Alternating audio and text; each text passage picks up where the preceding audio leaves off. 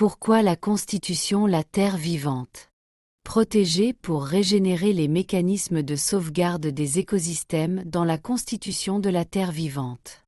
La Constitution de la Terre vivante ne se limite pas à proclamer de nobles principes, elle est le pilier d'une transformation profonde qui ancre le respect du vivant dans des actions concrètes.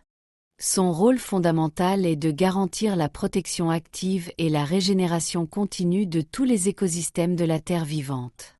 Elle trace la voie vers un avenir où la Terre, dans sa dimension de lumière, prospère grâce à une collaboration harmonieuse. Comment cette Constitution opère-t-elle pour concrétiser cette vision régénératrice? Pour prévenir les erreurs du passé, la Constitution de la Terre vivante impose d'abord des limites claires et sacrées aux activités humaines. Elle établit des interdits absolus: la pollution irréversible, la destruction d'habitats vitaux, l'épuisement de la biodiversité essentielle, et l'altération des cycles naturels fondamentaux de l'eau, de l'air et du sol.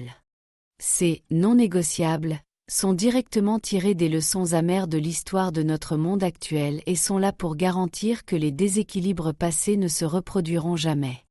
Ces limites sont fondées sur un principe de précaution élevé et sur un respect inconditionnel de l'intégrité et de la sagesse intrinsèque du vivant.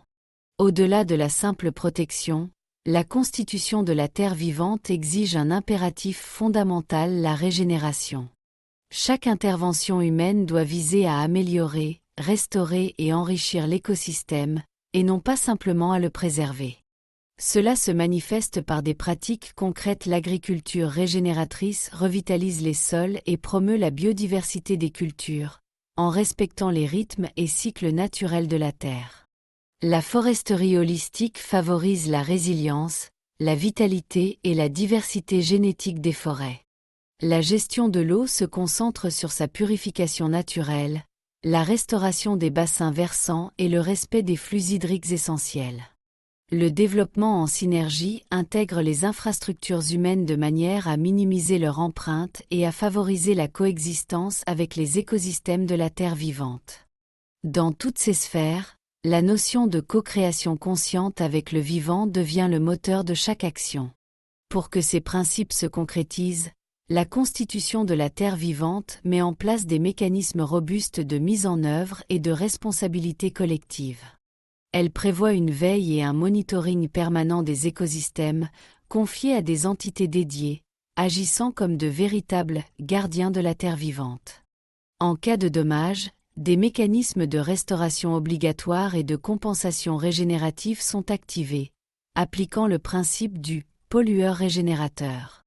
L'éducation et la transmission des savoirs, qu'ils soient ancestraux ou nouveaux, sont essentiels, intégrant la sagesse du vivant dans l'enseignement et les pratiques quotidiennes. Enfin, la responsabilité est partagée: chaque individu, chaque communauté et chaque entité a un rôle actif et conscient dans la régénération et la prospérité de la Terre vivante. Ces mécanismes proactifs et régénérateurs sont le souffle vital et le fondement même de la Terre vivante dans son passage vers une dimension de lumière. Ils sont la clé d'un avenir lumineux, vibrant et harmonieux pour toutes les formes de vie qui l'habitent, fondées sur l'équilibre, la vitalité et une interconnexion profonde.